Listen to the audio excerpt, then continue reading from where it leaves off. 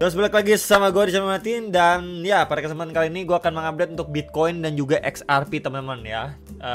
Happy weekend dulu ya untuk teman-teman semua.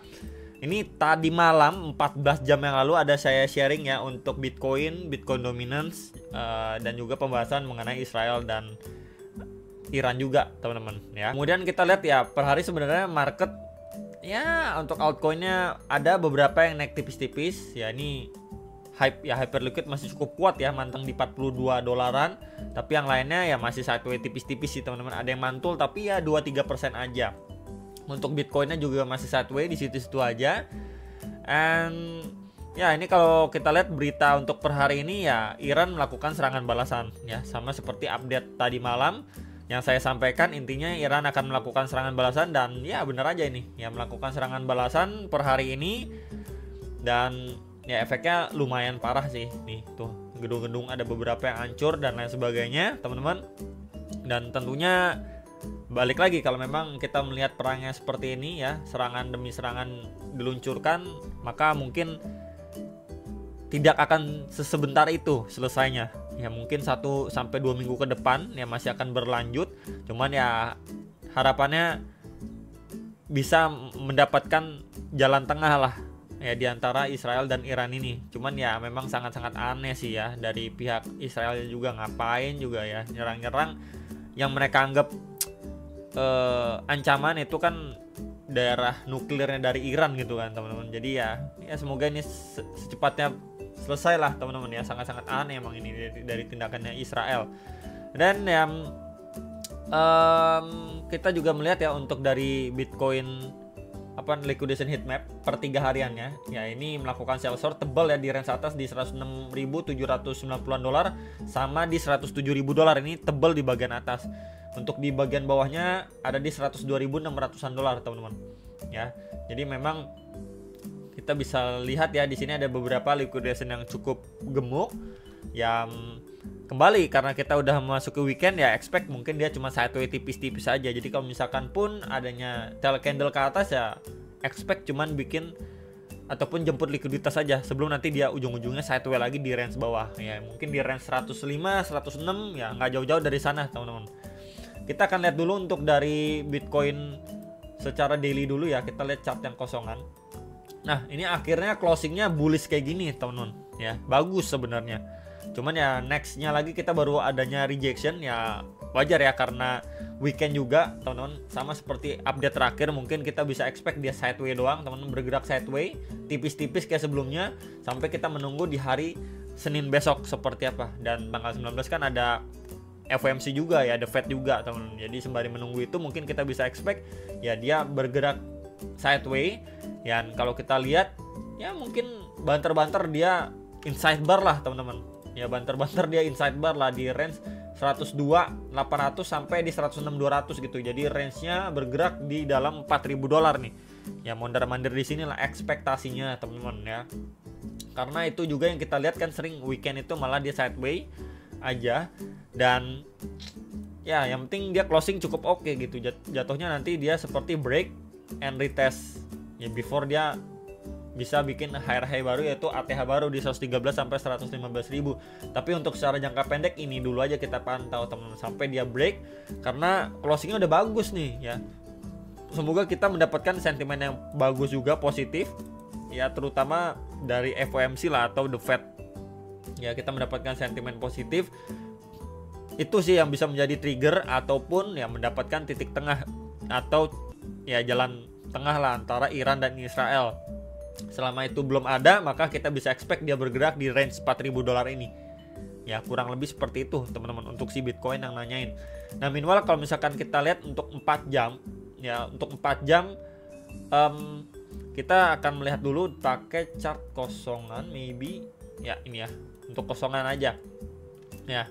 Yang pertama memang dia udah break ya, di sini ada area demand juga, ini udah di break teman-teman. Tapi ya so far setelah dia break bikin tail candle aja ke bawah seperti ini. Kemudian dia perlahan naiknya korektif teman-teman. Again naiknya korektif dan ini juga di bawah MA21. Jadi expect memang ya mungkin cuma sebatas ini aja sih teman-teman. Ya sebatas ini aja nih range-nya. untuk weekend. Ya dia sideways di ya 103 700-an sampai 106 200 dolar. Dia masih bergerak di sini-sini aja. Tapi ya kalau balik lagi di sini dia malah korektif tapi perlahan naik ya, teman-teman. Otomatis di sini pas juga ada area supply ya secara time frame 4 jam di level 107 sampai 108 400 dolar. Ini bisa menjadi bahan pertimbangan karena ya di range 107-an ini adanya liquidation yang cukup gemuk. Jadi ya bisa aja cuman sekedar retest atau grab liquiditas saja before dia drop lagi dan ujung-ujungnya sideways lagi. Nah, sembari kita menunggu di market open di hari Senin. Ya, biasa lebih aktif lagi kan di hari Senin. Jadi mungkin itu yang bisa kita pantau untuk posisi saat ini ya, untuk si Bitcoin. Tapi kalau misalkan di range ini pun nggak disentuh, nggak di retest, ya udah mungkin dia cuma bermain di range tipis aja sembari kita menunggu memasuki minggu depan gitu ya. Dan ya kalau misalkan kita lihat juga di sini kan sebelumnya juga ada area support, teman-teman. So far di sini ada area support dan masih berfungsi lah ya. Masih berfungsi dengan baik sebagai support. Dia close dengan tail candle panjang dan perlahan naik gitu. Jadi perlu sekali diantisipasi, bisa aja memang nanti marketnya perlahan naik, ada serangan balasan dan lain sebagainya, dia drop lagi, market drop lagi, itu masih bisa ya. Jadi selama memang ketegangan dari geopolitik ini belum mereda, kita belum menemukan titik terang dan juga belum adanya sentimen positif, ya mungkin kita bisa expect Bitcoin ataupun market ya bergerak lebih slow dan di range tipis lah ya, sideways di situ-situ aja. Oke. Itu untuk si Bitcoin. Nah, XRP ya ini adalah salah satu altcoin kesukaan saya ya, to be honest teman-teman. Dan so far dia cukup strong loh teman-teman. Ya hold di atas area 2,1 dolar gitu. Jadi kalau misalkan kita lihat di sini kan adanya triangle nih tuh. Setelah dia pump, kemudian dia sideways up lagi ya, bikin higher high, kemudian dia masuki fase koreksinya, akhirnya dia break ya per minggu kedua Mei 2025 dia break. Kemudian ya posisi saat ini pun waktu dia koreksi masih retest balik ke area support ya, previous support. Ini di 2,077 sampai 2,135 dolar. Ya, so far sih masih mendapatkan reaksi lumayan oke di level area tersebut, teman-teman. Ini juga kita bisa lihat batas atasnya resisten yang beberapa kali menahan laju penguatan dari XRP di 2,32 sampai 2,36 dolar. Ya, ini sekali lagi bisa dipantau untuk XRP. Jadi ini range-nya lumayan lebar, teman-teman. Jadi kalau misalkan dari bawah, range bawah ke atas aja, nih ya, dari range paling bawah ke range paling atas itu sekitar 13,8% dari paling bawah ke atasnya gitu. Jadi bermain ya sekitar berapa? 300 dolaran lah. Ya, jadi dia masih di range situ-situ aja untuk XRP secara daily. Ya, sampai nanti kita melihat untuk XRP true breakout ya dari 2,36 dolar ini true breakout, maka ini kita bisa expect untuk dia ngejar 2,6 dolar lagi. Tapi ya sebelum ini terjadi ya udah kita pantau dulu aja range sideways-nya dia. Ya, kurang lebih seperti itu. Dan kalau kita tambahkan untuk sebuah line chart teman-teman ya seperti ini. Sebenarnya line chart-nya ini untuk XRP itu udah break juga. Jadi di sini kita lihat ya, ini kan adanya triangle besar, dia break. Kemudian waktu dia turun, ya tuh turun, ini juga udah break lagi nih, teman-teman. Dan masih hold. Ya selama masih hold di atas 2,1 dolar ini masih oke banget. Jadi untuk chance atau peluang XRP ini masih cukup besar ya. Semoga juga didukung ya sama market juga. Sesegera mungkin XRP bisa break.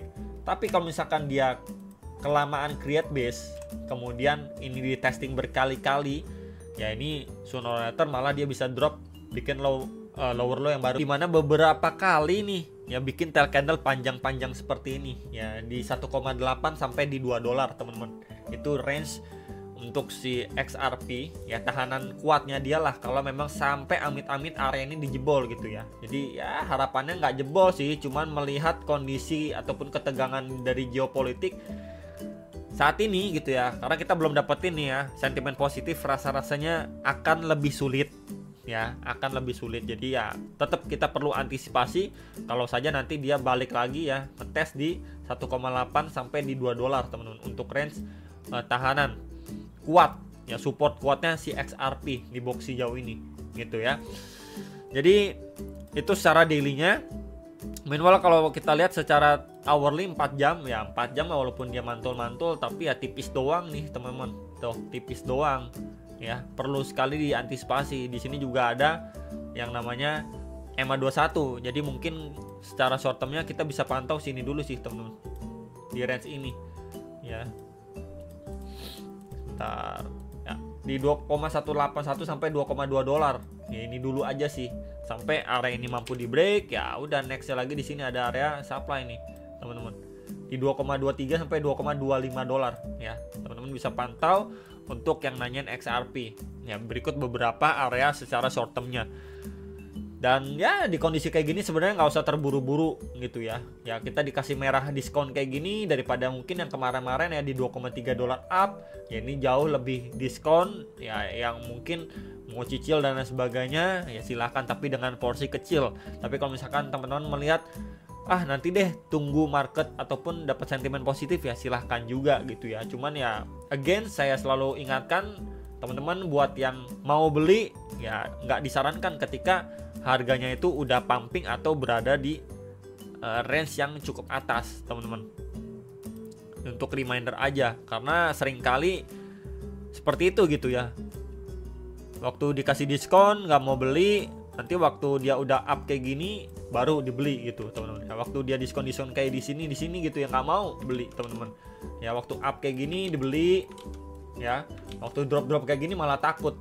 Ya nggak ada yang mau beli, walaupun ya mungkin nggak dapetin bener-bener bottom ataupun harga bawahnya, tapi ya setidaknya udah dapet diskon yang lumayan oke gitu ya. Jadi kalau misalkan mau cicil beli pun ya nggak masalah, karena ya kita beli udah dapet diskon gitu.